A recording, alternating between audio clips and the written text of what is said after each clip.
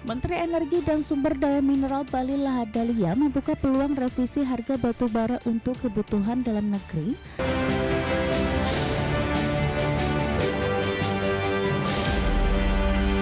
Pemirsa, Kementerian SDM membuka peluang revisi harga batu bara untuk kebutuhan dalam negeri atau domestic market obligation yang digunakan oleh PLN.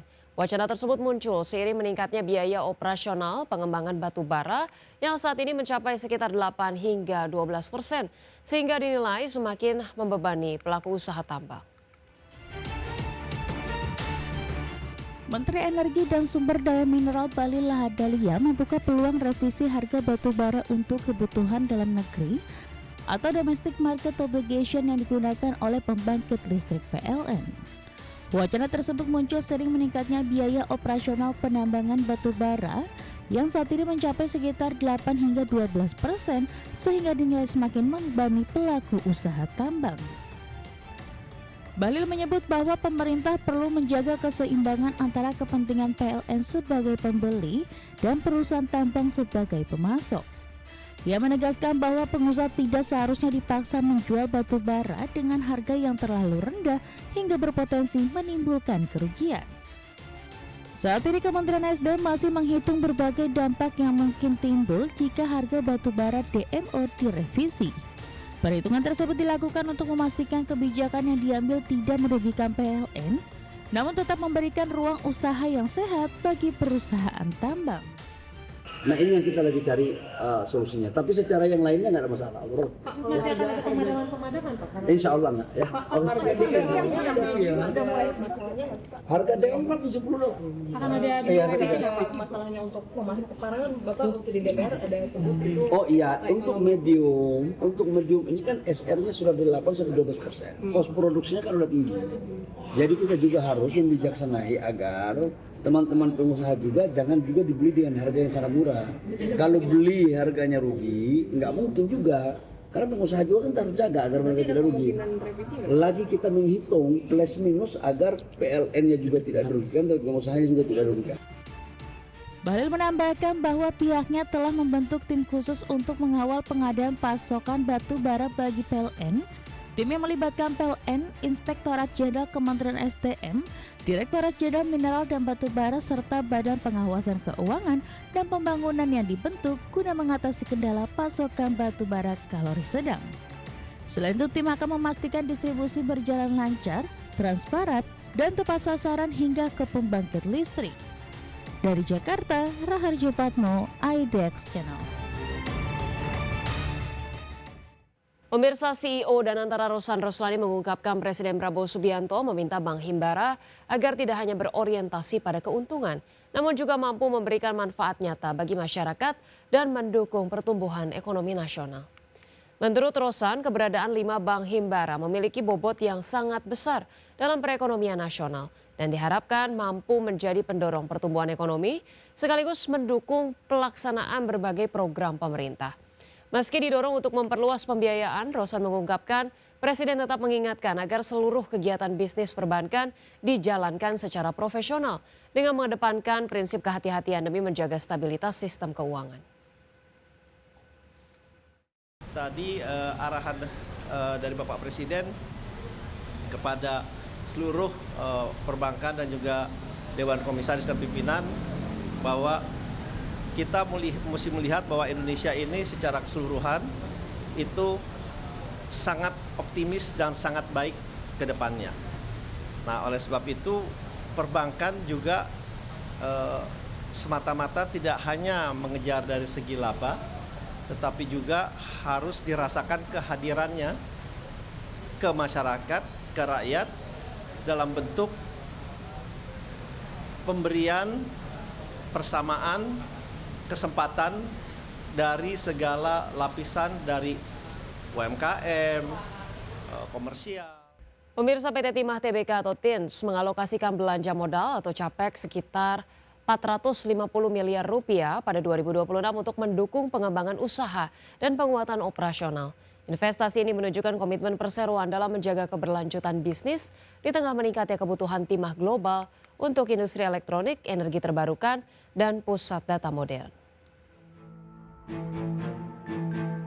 PT Timah telah mendapatkan persetujuan pemegang saham untuk mengalokasikan belanja modal sekitar 450 miliar rupiah pada 2026.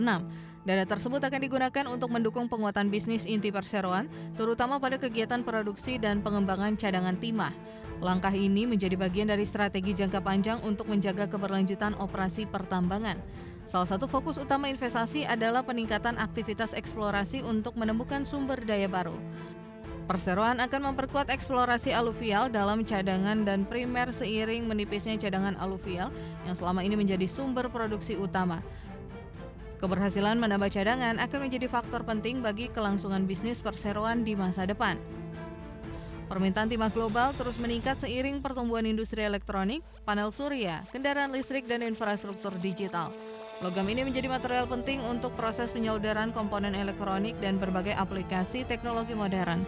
Kondisi ini menjadikan timah sebagai salah satu komoditas strategis dalam transisi teknologi global. Selain meningkatkan produksi hulu, perseroan juga terus mendorong pengembangan hilirisasi untuk meningkatkan nilai tambah produk timah nasional. Strategi ini memungkinkan perusahaan tidak hanya bergantung pada penjualan bahan baku, tetapi juga mengembangkan produk dengan nilai ekonomi lebih tinggi. Hilirisasi dinilai menjadi kunci dalam meningkatkan daya saing industri pertambangan Indonesia. Alokasi belanja modal ini menunjukkan bahwa industri pertambangan tidak hanya bergantung pada harga komoditas, tetapi juga kemampuan menjaga cadangan dan meningkatkan efisiensi operasi. Bagi perseroan, investasi pada eksplorasi, produksi, dan hilirisasi akan menjadi fondasi penting untuk menangkap peluang dari meningkatnya permintaan timah dunia di era digital dan energi bersih. Berbagai sumber IDX Channel. Pemirsa, PT Bank Amar Indonesia Tbk atau Amar Bank memutuskan membagikan dividen tunai sebesar 110,1 miliar rupiah. Keputusan ini menjadi sinyal positif bagi industri perbankan digital nasional yang kini mulai menunjukkan kemampuan menciptakan pertumbuhan berkelanjutan sekaligus memberikan nilai tambah bagi investor. Pembagian dividen disetujui dalam RUPST setelah Persero membuka laba bersih tertinggi sepanjang sejarah perusahaan pada kuartal pertama 2026. Investor akan menerima dividen tunai Rp6,11 per saham dengan dividen yield sekitar 3,13% berdasarkan harga penutupan saham terakhir. Langkah ini menunjukkan kepercayaan manajemen terhadap prospek bisnis perseroan ke depan. Kinerja positif Amar Bank ditopang oleh pertumbuhan kredit bruto yang melonjak 30,62% secara tahunan menjadi Rp4,16 triliun. Pertumbuhan tersebut berhasil mendorong total aset perseroan meningkat 34,72% menjadi Rp6,93 triliun. Pencapaian ini menunjukkan besarnya permintaan terhadap layanan keuangan digital di segmen retail dan UMKM. Selama beberapa tahun terakhir, banyak bank digital berfokus pada pengembangan ekosistem dan akuisisi nasabah. Kini industri mulai memasuki fase baru di mana profitabilitas dan efisiensi operasional menjadi ukuran utama keberhasilan. Amar Bank menjadi salah satu contoh bagaimana transformasi digital dapat diterjemahkan menjadi kinerja keuangan yang solid. Sebagai bank digital, Amar memanfaatkan analisis data, AI, dan platform digital untuk menjangkau nasabah yang selama ini kurang terlayani oleh perbankan konvensional. Pendekatan berbasis teknologi memungkinkan proses penyaluran kredit menjadi lebih cepat dan efisien. Hal ini menjadi keunggulan penting di tengah persaingan industri keuangan yang semakin ketat. Pertumbuhan Amar Bank menunjukkan bahwa ekonomi digital Indonesia masih menyimpan potensi besar bagi industri perbankan. Meningkatnya adopsi layanan keuangan digital oleh masyarakat dan UMKM membuka peluang ekspansi yang luas di masa depan. Bagi investor, kemampuan bank digital menciptakan pertumbuhan sekaligus membagikan dividen menjadi indikator penting matangnya model bisnis sektor ini. Berbagai sumber, IDX Channel. Pemirsa, emiten pengelola jaringan retail Alfamart PT Sumber Alvaria Trijaya Tbk dengan kode emiten AMRT resmi melakukan restrukturisasi bisnis anak usahanya di Singapura senilai Rp730,1 miliar. Langkah strategis ini melibatkan penerbitan saham baru kepada pihak afiliasi guna mengintegrasikan pengelolaan aset retail internasional di wilayah Asia Tenggara hingga Asia Selatan.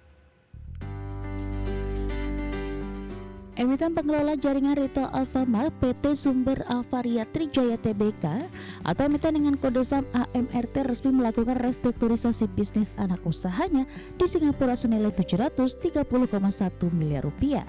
Melansir keterbukaan informasi Bursa Efek Indonesia, Alfamart Retail Asia Pte Ltd akan menerbitkan sekitar 49,8 juta saham baru. Seluruh saham baru tersebut setara dengan porsi kepemilikan sebesar 51% dari total modal ditempatkan dan disetor penuh pasca transaksi. Aksi korporasi senilai 40,6 juta US dollar ini diambil alih sepenuhnya oleh perusahaan terafiliasi yakni Glory Worldwide Investment Pte Ltd. Masuknya investor baru ini otomatis mengubah peta komposisi kepemilikan saham pada anak usaha Alfamart di Singapura tersebut. Porsi saham emiten AMRT yang sebelumnya menguasai mutlak sebesar 100% kini terdilusi menjadi tinggal 49%. Manajemen menjelaskan bahwa Glory Worldwide Investment bertindak sebagai pihak afiliasi karena adanya kesamaan jajaran direksi dan komisaris korporasi. Seluruh dana hasil penerbitan saham baru ini nantinya akan langsung digunakan untuk mengeksekusi sejumlah aset retail strategis.